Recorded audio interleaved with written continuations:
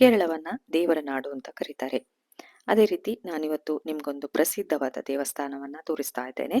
ಬನ್ನಿ ಯಾವ ದೇವಸ್ಥಾನ ಅಂತ ನೋಡ್ಕೊಂಬರೋಣ. ನೋಡಿ, ಹೋಗ್ತಾ ಇರುವಾಗನೇ ನಿಮ್ಗೆ ಕಾರ್ ಪಾರ್ಕಿಂಗಿಗೆ ಬೇಕಾದಷ್ಟು ಜಾಗ ಕೂಡ ಇದೆ ಇಲ್ಲಿ. ಫ್ರೆಂಡ್ಸ್, ಹೇಗಿದ್ದೀರಾ? ನಾನು ನಿಮ್ಮ ಅನುಪಮ್ಮ. ಇವತ್ತು ನಾನು ಒಂದು ಟೆಂಪಲ್ಗೆ ಬಂದಿದ್ದೀನಿ, ನೋಡ್ಕೊಂಬರೋಣ. ಈ ಪುಣ್ಯಕ್ಷೇತ್ರ ಯಾವುದು ಅಂತ ಹೇಳಿದ್ರೆ ಅನಂತಪುರದ ಶ್ರೀ ಅನಂತ ಪದ್ಮನಾಭ ಕ್ಷೇತ್ರ. ಇದು ಎಲ್ಲಿದೆ ಅಂತ ನಿಮ್ಗೆ ಅನ್ಸ್ತಿರ್ಬೋದು. ಇದು ಮಂಗಳೂರಿಂದ 39 ಕಿಲೋಮೀಟರ್ ನಂತರ ಕುಂಬ್ಳೆಯಿಂದ ಬದಿಯಡ್ಕ ಮಾರ್ಗವಾಗಿ 4 ಕಿಲೋಮೀಟರ್ ಇದೆ. ಆಗ ನಿಮ್ಗೆ ಈ ಟೆಂಪಲ್ ಸಿಗ್ತದೆ, ಅಂದ್ರೆ ಶ್ರೀ ಅನಂತ ಪದ್ಮನಾಭ ದೇವಸ್ಥಾನ ಸಿಗ್ತದೆ. ನೋಡಿ, ನಾನೀಗ ಒಳಗಡೆ ಹೋಗ್ತಾ ಇದ್ದೇನೆ. ಅತ್ಯಂತ ಪ್ರಶಾಂತವಾದಂತಹ ದೇವಸ್ಥಾನ. ಅಲ್ಲೇ ಆಫೀಸ್ ರೂಮ್ ಇದೆ, ಅಲ್ಲಿ ಕೂಡ ಒಳ್ಳೆಯ ಅರ್ಚಕರಿದ್ರು. ಅವರೆಲ್ಲವನ್ನ ಇಲ್ಲಿ ಬಿಡಿಸಿ ಬಿಡಿಸಿ ಹೇಳ್ತಾ ಇದ್ದಾರೆ. ಅಷ್ಟೇನು ಜನ ಕೂಡ ಇರ್ಲಿಲ್ಲ, ನೋಡ್ತಾ ಇರ್ಬೋದು ನೀವು. ಅತಿಥಿ ಗೃಹ ಕೂಡ ಇದೆ, ಗೆಸ್ಟ್ ಹೌಸ್ ಕೂಡ ಇಲ್ಲಿ ಇದೆ. ಇಲ್ಲಿ ಮೆಟ್ಟಲು ಇಳಿದು ಕೆಳಗಡೆ ಹೋಗ್ಬೇಕು. ಸುತ್ತಲೂ ನೀರಿಂದ ಆವೃತವಾದಂತಹ ದೇವಸ್ಥಾನ. ಸುಮಾರು 3000 ವರ್ಷಗಳ ಹಿಂದೆ ಪ್ರತಿಷ್ಠಾಪನೆಗೊಂಡ ಕ್ಷೇತ್ರ ಇದು. ಇಲ್ಲಿ ನೋಡಿ, ತೀರ್ಥ ತಗೊಂಡು ಒಳಗಡೆ ಹೋಗ್ಬೋದು. ಅದೇ ರೀತಿ ಇಲ್ಲಿನ ವಿಶೇಷ ಅಂತ ಹೇಳಿದ್ರೆ ಬಬ್ಬಿಯ ಮೊಸಳೆ. ಅಂದ್ರೆ ಇದು ಸಸ್ಯಾಹಾರಿ ಮೊಸಳೆ, ದೇವರ ನೈವೇದ್ಯವನ್ನ ಮಾತ್ರ ತಿನ್ನುವಂತಹ ಮೊಸಳೆ ಇದು. ಅದನ್ನ ನೋಡೋದೇ ಒಂದು ವಿಚಿತ್ರ ಅನುಭವ, ಅಂದ್ರೆ ಖುಷಿಯ ವಿಚಾರ ಕೂಡ.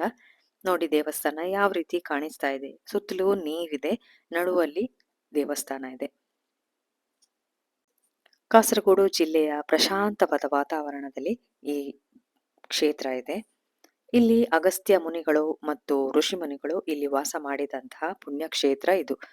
ಅವರ ಸಂಪ್ರದಾಯದಂತೆಯೇ ಇಲ್ಲಿ ಕಡು ಶರ್ಕರ ಪಾಕದ ವಿಗ್ರಹಗಳು ಪೂಜಿಸಲ್ಪಡ್ತಾ ಇದೆ. ಈಗ ನಾನು ತೋರಿಸ್ತಾ ಇರೋದು ಗೋಶಾಲೆ ಕೃಷ್ಣ ಭಾರತ ಸಾರಥಿ ದೇವಸ್ಥಾನ. ಇಲ್ಲಿ ಕೂಡ ನಾನು ಕೈ ಮುಗ್ದು ಬಂದೆ. ಇಲ್ಲಿ ದೇವಸ್ಥಾನದ ಹಿಂಭಾಗದಲ್ಲಿ ನೋಡಿ, ಶ್ರೀ ಅನಂತ ಪದ್ಮನಾಭ ದೇವಸ್ಥಾನದ ಹಿಂಭಾಗದಲ್ಲಿ ಬಬ್ಬಿಯ ಮಲಗಿದ್ದಾಳೆ. ನೋಡಿ, ಇಲ್ಲೇ ಮಲಗುವುದು ಯಾವಾಗಲೂ ಅಂತ ಹೇಳಿದ್ರು ಅವರಲ್ಲಿ.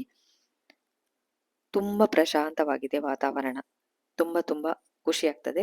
ನೀವು ಅವಕಾಶ ಸಿಕ್ಕರೆ ತಪ್ಪಿಸ್ಬೇಡಿ, ಒಮ್ಮೆ ಬಂದು ಇಲ್ಲಿ ಈ ಬಬ್ಬಿಯನನ್ನ ನೋಡ್ಕೊಂಡು ಹೋಗ್ಬೋದು. ಮನಸ್ಸಿಗೆ ಏನೋ ಒಂಥರ ಸಂತೋಷ ಆಗ್ತದೆ. 1946ರಲ್ಲಿ ಬ್ರಿಟಿಷರು ಈ ಬಬ್ಬಿಯನನ್ನ ಗುಂಡಿಕ್ಕಿ ಕೊಂದ್ರಂತೆ. ನಂತರ ಆ ಕೊಂದವರು ವಿಷ ಜಂತುಗಳು ಕಚ್ಚಿ ಸಾವನ್ನಪ್ಪಿದ್ರು ಅಂತ ಪ್ರತೀತಿ ಇದೆ. ಅದೇ ರೀತಿ 2 ದಿನದಲ್ಲಿ ಬಬ್ಬಿಯನನ್ನ ಶೂಟ್ ಮಾಡಿದ ನಂತರ 2 ದಿನದಲ್ಲಿ ಇನ್ನೊಂದು ಬಬ್ಬಿಯ ಇಲ್ಲಿ ಬಂದಿತ್ತು. ಅದು ಕೂಡ ಇಲ್ಲಿ ನಾನು ಹೋಗುವಾಗ ಇದು 3ನೇ ಬಬ್ಬಿಯ. ಅದು ಕೂಡ ಏನೋ ಕಾರಣದಿಂದ ತೀರಿ ಹೋಗಿದೆ. ಈಗ ಹೊಸ ಬಬ್ಬಿಯ ಬಂದಿದೆ. ಇದೊಂದು ದೈವಿಕ ಶಕ್ತಿ ಅಂತ ಕೂಡ ಹೇಳ್ಬೋದು. ಹಾಗೆ ಇಲ್ಲೊಂದು ಸುರಂಗ ಮಾರ್ಗ ಇದೆ. ಇಲ್ಲೊಂದು ಗೇಟ್ ಕಾಣ್ತಾ ಇರ್ಬೋದು ನಿಮ್ಗೆ. ಅದು ನೇರವಾಗಿ ತಿರುವನಂತಪುರದ ಶ್ರೀ ಅನಂತ ಪದ್ಮನಾಭ ದೇವಸ್ಥಾನಕ್ಕೆ ಮುಟ್ತದೆ ಅಂತ ಪ್ರತೀತಿ ಇದೆ. ಅಂದ್ರೆ ತಲುಪ್ತದೆ, ಇಲ್ಲಿ ಹೊರಟ್ರೆ, ಈ ಸುರಂಗ ಮಾರ್ಗವಾಗಿ ಹೊರಟ್ರೆ ಅಲ್ಲಿಗೆ ತಲುಪ್ತದೆ ಅಂತ ಪ್ರತೀತಿ ಕೂಡ ಇದೆ. ಅದೇ ರೀತಿ ಇಲ್ಲಿ ಅಗಸ್ತ್ಯ ಮುನಿಗಳು ಮತ್ತು ಋಷಿ ಮುನಿಗಳು ವಾಸ ಮಾಡಿದಂತಹ ಪುಣ್ಯಕ್ಷೇತ್ರ ಇದು. ಅವರ ಸಂಪ್ರದಾಯದಂತೆಯೇ ಕಡು ಶರ್ಕರ ಪಾಕದ ವಿಗ್ರಹಗಳು ಇಲ್ಲಿವೆ. 64 ಬಗೆಯ ಗಿಡಮೂಲಿಕೆಗಳನ್ನ ಪಾಕ ಮಾಡಿ ಲೇಪನ ಮಾಡಿದಂತಹ ವಿಗ್ರಹಗಳು. ಹಾಗೆ ಇಲ್ಲಿ ದೇವರಿಗಿಟ್ಟ ನೈವೇದ್ಯ ಬೆಲ್ಲ ಮತ್ತು ಅಕ್ಕಿಯನ್ನ ಈ ಮೊಸಳೆಗೆ ನೈವೇದ್ಯ ಕೊಡ್ತಾರೆ. ಅದನ್ನ ತಿಂದು ದೇವಸ್ಥಾನದ ಒಳಗಡೆ ಬಂದು ಈ ಮೊಸಳೆ ಮಲಗ್ತದೆ ಅಂತ ಅಲ್ಲಿನ ಅರ್ಚಕರು ಹೇಳಿದ್ರು. ಒಂದು ರೀತಿಯಲ್ಲಿ ಹೇಳ್ಬೇಕಾದ್ರೆ ಮೊಸಳೆ ಇಲ್ಲಿನ ರಕ್ಷಕ ಅಂತ ಹೇಳ್ಬೋದು, ದೇವಸ್ಥಾನವನ್ನ ಕಾಯುವಂತಹ ರಕ್ಷಕ. ಈ ಮೊಸಳೆ ನೀರಿನಲ್ಲಿದ್ದ ಮೀನನ್ನು ಕೂಡ ತಿನ್ನೋದಿಲ್ಲ, ಕೇವಲ ನೈವೇದ್ಯವನ್ನ ತಿಂದು ಇರುವಂತಹ ಮೊಸಳೆ ಇದು. ಎಂತಹ ದೈವಿಕ ಶಕ್ತಿ ಇರಬಹುದು. ಹಾಗೆ ಇಲ್ಲಿನ ವಿಗ್ರಹಗಳು ನಿಮ್ಗೆ ನೇರವಾಗಿ ಕಾಣುವುದಿಲ್ಲ, 2 ಕಣ್ಣನ್ನ ಮುಚ್ಚಿ ಪ್ರಾರ್ಥನೆ ಮಾಡಿದ್ರೆ ಮಾತ್ರ ಕಾಣ್ತದೆ. ಹಾಗೆಯೇ ಮೂಲ ವಿಗ್ರಹ 5 ಹೆಡೆಯ ಸರ್ಪದ ಮೇಲೆ ಕುಳಿತ ಭಂಗಿಯಲ್ಲಿ ಇರುವುದು ವಿಶೇಷ. 2 ಬದಿಯಲ್ಲಿ ಶ್ರೀದೇವಿ, ಭೂದೇವಿ ಹಾಗೂ ಅದರ ಇನ್ನೊಂದು ಬದಿಯಲ್ಲಿ ಹನುಮಂತ ಮತ್ತು ಗರುಡರು ದೇವರನ್ನ ಪೂಜಿಸ್ತಾ ಇರುವಂತಹ ವಿಗ್ರಹಗಳಿದೆ. ಎಲ್ಲವನ್ನ ನೋಡಿ ನಾನು ಪ್ರಸಾದ ಎಲ್ಲ ತೆಗೆದುಕೊಂಡು ಹೊರಗೆ ಬರ್ತಾ ಇದ್ದೇನೆ ನೋಡಿ. ಏನೋ ಒಂಥರ ಖುಷಿ ಇದೆ ಮನಸ್ಸಲ್ಲಿ. ನೀವು ಕೂಡ ಒಮ್ಮೆ ಒಮ್ಮೆ ಭೇಟಿ ಕೊಡಿ ಈ ಪುಣ್ಯಕ್ಷೇತ್ರಕ್ಕೆ. ನಾನಂತೂ ಇಡೀ ದೇವಸ್ಥಾನವನ್ನ ನೋಡಿ ದೇವರನ್ನ ಪೂಜಿಸಿ ಹೊರಗಡೆ ಬರ್ತಾ ಇದ್ದೇನೆ ನೋಡಿ. ಹೊರಗಡೆ ಸ್ಟಾಲ್ಸ್ ಎಲ್ಲ ಇದೆ. ಹಾಗೆ ಇಲ್ಲಿ ಮಡಿಕೆಯಲ್ಲಿ ಮಾಡಿದಂತ ಮಜ್ಜಿಗೆ ಕೂಡ ವಿಶೇಷ ಅಂತ ಹೇಳಿದ್ರು.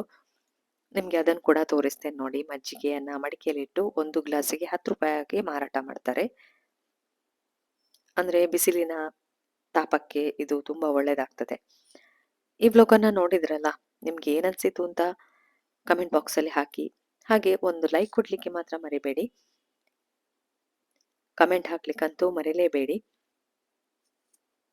ನಿಮ್ಮ ಫ್ರೆಂಡ್ಸ್ಗೂ ರಿಲೇಟಿವ್ಸ್ಗೂ ಇದನ್ನ ಶೇರ್ ಮಾಡಿ. ಅವ್ರು ಕೂಡ ಇಲ್ಲಿ ಒಮ್ಮೆ ಭೇಟಿ ಕೊಟ್ಟು ಖುಷಿ ಪಡ್ಲಿ. ಅಂದ್ರೆ ಖುಷಿ ಅಲ್ಲ, ಮನಸ್ಸಿಗೆ ಏನೋ ಸಂತೋಷ ಸಮಾಧಾನ ಸಿಗ್ತದೆ. ಅದಕ್ಕಾಗಿ ನಾನು ಹೇಳ್ತಾ ಇರೋದು.